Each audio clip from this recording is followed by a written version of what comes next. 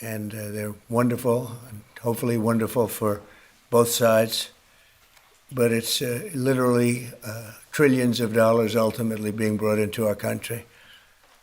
And it was something that had to be done, and it is being done, and it's being done properly.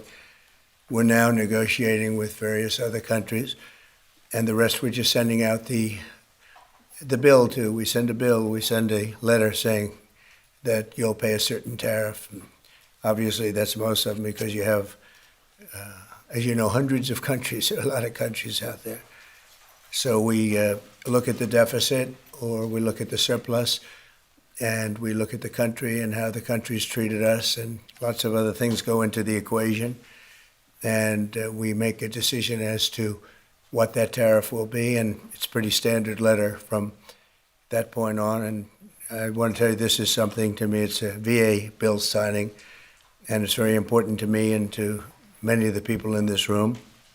So I'm thrilled to sign the VA Home Loan Program Reform Act into law, and that is something that they've wanted to do for a long time.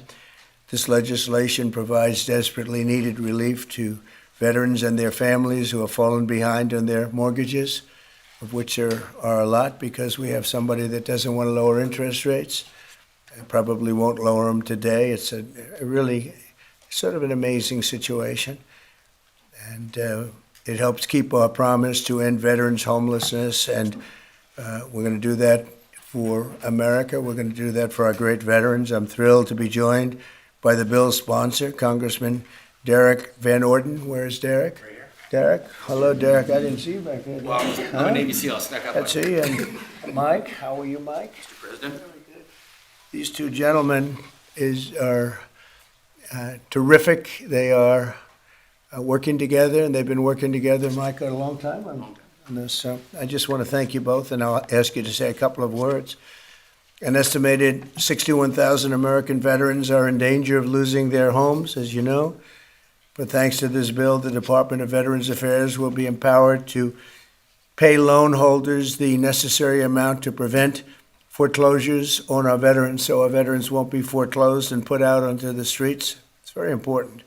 This bill also creates a 5-year partial claim program that could benefit up to 3.7 million veterans. That's the kind of numbers you're talking about. It's big stuff. The costs of the program are fully offset and will add nothing at all to debt. This common sense legislation had overwhelming support and passed unanimously in the House and the Senate. Wow. When was the last time that happened? That's pretty impressive. My administration is committed to doing everything possible to ensure that our veterans are treated with respect and treated as well as anybody in this country. They're so important. They're so great. They've suffered so much in many cases. In May, I signed an executive order to open the National Center for Warrior Independence in Los Angeles, California, which will house up to 6,000 homeless veterans. You know, until we came along, they treated the veterans far worse than the illegal immigrants. They came in, they were staying in hotels, luxury hotels, and the veterans are staying outside of the sidewalk on the same hotel. Some pictures are just incredible. In addition, we'll also be opening a full-service VA center in New Hampshire, which is the only state in the union to not have a VA center. And I made that promise to the people of New Hampshire a long while ago, and we got it done. It's the only state that doesn't have, and yet you have a lot of veterans in New Hampshire. We're slashing the wait times at VA medical centers, and we're bringing back VA choice and VA accountability, which I had and the Democrats abandoned. It made it so much better. Accountability meaning if you treat our veterans badly, we treat you badly. You get fired and beyond that. And VA choice is you can get out and you can, if you don't have a doctor ready, willing, and able to take care of you within the VA, you go outside, you go see a doctor, you get better, and we pay the bill. And the veterans loved it. We had a 92% approval rating. And what did the Democrats do? They came along and they ended both of them, and they hired back many of the people that we fired. We fired people and replaced them with great, loving people. But we fired people who were sadists. In many cases, they were sick. They were thieves, they were stealing, and they hired them back. The accountability, meaning the VA accountability, it was a big deal getting it passed because you have unions, you have all sorts of problems to go through. We got it through everything. And the Democrats, as soon as they got back, they hired many of the worst people right back, and we're getting rid of them. But I want to thank the two gentlemen standing behind me, and I'd like to ask you just to say a couple of words, and then we'll take a few questions if you'd like, and we'll sign the bill, and our veterans will be very happy about it. Thank you. Mike, do you want to start? Sure. Well, first off, thank you, Mr. President, for signing this bill today. Let me tell you that not only this bill, which will help make sure that those veterans have got themselves in a situation where maybe they would be foreclosed on, it gives them just a little bit extra help without the government going into a banking business like what we had with the previous administration. I also want to say thank you too, though, for appointing Doug Collins as our secretary for the VA. As chairman of the VA, having the opportunity to work with Doug, one, because we worked together before, but he has the right attitude, and the attitude is the VA is not about bureaucracy. It's about the veterans, and we want to keep it that way. That doesn't mean we don't have a good workforce. What it means is that workforce is focused on the veterans, not on making sure that the VA grows, but making sure that the VA does the job it's supposed to do. And thank you, Mr. President, it's your leadership that allows that to happen. Thank you, everybody, for coming here today. Thank you, Mr. President, for hosting us here. I'm the longest-serving enlisted member of the United States military to ever get elected to Congress in the history of our nation. And I'm unequivocally stating right now that President Donald J. Trump is the most positive, pro-veteran president in the history of this country. And so he backs up his words with deeds, and this is another example of how President Trump is taking care of our veterans. So, sir, I'm very thankful for you, for your leadership, and let's get this thing done and get our veterans into homes. So God bless you, and God bless the United States. Thank you, my friend. Thank you. Let's sign first, and we'll take a couple of questions. Yes. I'll get it done. I've been waiting a long time. And I do want to commend Doug Collins, because I hear he's doing He's doing a fantastic job. He's done an incredible job.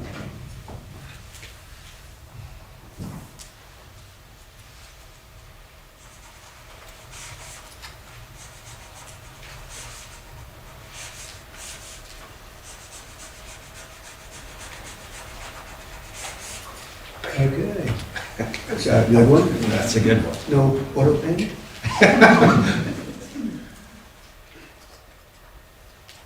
It's a very important bill, and we want to thank everybody for the great help, but in particular, you two guys have done a fantastic job. Thank you very much. Okay, take a pen. I'll keep that one. Take a pen. Take another pen. And we'll take them and give them to the other people to help. Okay? Very well. Okay, questions? Mr. President, you said that higher interest rates are making it harder for veterans to refinance. In a stronger than expected GDP report this morning, what do you say to analysts who worry that lowering interest rates would actually lead to inflation? Well, if that happens, then we just raise them. What you do is you lower them, and let's see if there's inflation. Right now, there's no inflation. Everybody thought there would be. All we have is billions of dollars of cash pouring into our country from other countries that took advantage of us for many, many years. You know, they were taken advantage of. We were like the stupid people that didn't know what they were doing. They took advantage of us. Other countries, friend and foe. And by the way, the friend was oftentimes much worse than the foe when it comes to trade. So if that happens, what you do is you raise your rates and you do what you have to do to stop inflation. But we're keeping the rates high, and it's hurting people from buying houses, and we don't want that. If for any reason that happened in a year or two, if there's some signs of inflation coming back, right now there's not. We have a great thing going. I think we're going to have the richest economy you've ever seen. We have money coming in that we've never even thought about at numbers that nobody's ever seen before. We have a deal with Japan where they're going to pay us $550 billion. We have a deal with Europe where they're doing $750 billion plus $400 billion plus $300 billion.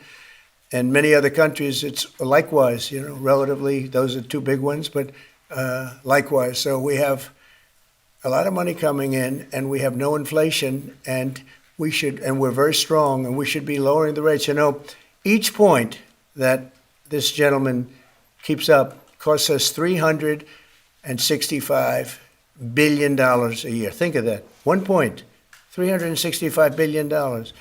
If you bring it down a point, we save 365. We should be the lowest interest rate, and we're not. We're 38, number 38, because of the Fed. It's all because of the Fed. He's done a bad job. Now, he's got a meeting today, but I call him too late. You know, he's always too late. Even if he does it today, probably won't. I hear they're going to do it in September, not today. For what reason? Nobody knows. But Europe, as you know, cut their rates 11 times in the last short period of time. But the good news is we're doing better than anybody anywhere in the world. Nobody's doing anything even close to us, even with the higher rates.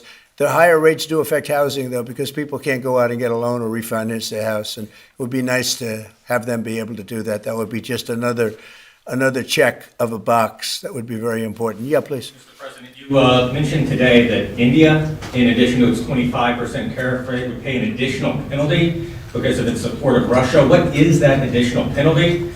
And are other countries facing the same threat? Well, we're negotiating right now, and it's also BRICS. You know, they have BRICS, which is basically a group of countries that are anti the United States, and India is a member of that, if you can believe it.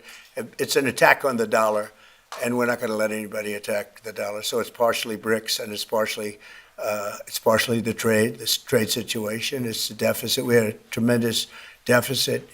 So, as you know, Prime Minister Modi's a friend of mine, but they don't do very much business in terms of business with us. They sell a lot to us, but we don't buy from them. You know why? Because the tariff is so high. They have one of the highest tariffs in the world.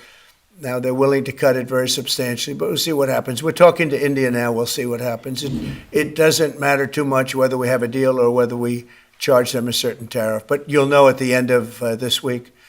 August 1st is a very big day for this country because money is going to pour into the United States like we've never seen before. Yes, ma'am. Thank you, Mr. President. Senator Hawley introduced legislation that would ban members of Congress from owning or trading individual stocks. It extends to the president and vice president. Are you in favor of that legislation? Well, I like it conceptually. I don't know about it, but I like it conceptually. And, you know, Nancy Pelosi became rich by having inside information. She made a fortune with her husband, and I think that's disgraceful. So in that sense, I'd like it, but I'd have to really see I study these things very carefully, and this just happened. So I'll take a look at it. But conceptually, I like it. And what I do think is Nancy Pelosi should be investigated because she has the highest return of anybody practically in the history of Wall Street, save a few. How did that happen? It happened by she knows exactly what's going to happen, what's going to be announced. She buys stock, and then the stock goes up after the announcement's made. And she ought to be investigated. Mr. President, Harvard is reportedly willing to settle with you for $500 million. Is that enough? Well, it's a lot of money. It's a lot of money. We're negotiating with Harvard now. They would like to settle, so we'll see what happens.